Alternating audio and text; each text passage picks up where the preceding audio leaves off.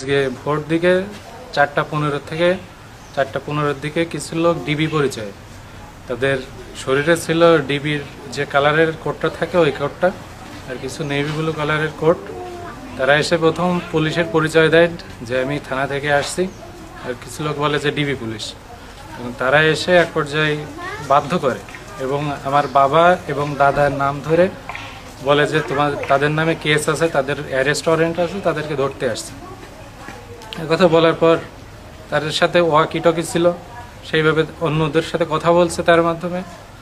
বলার পর এক পর্যায়ে বাধ্য করছে দরজা খুলতে। দরজা খুলে এদিক সেদিক একদম পুলিশ যেমনভাবে সার্চ করে সেইভাবে সার্চ করছে।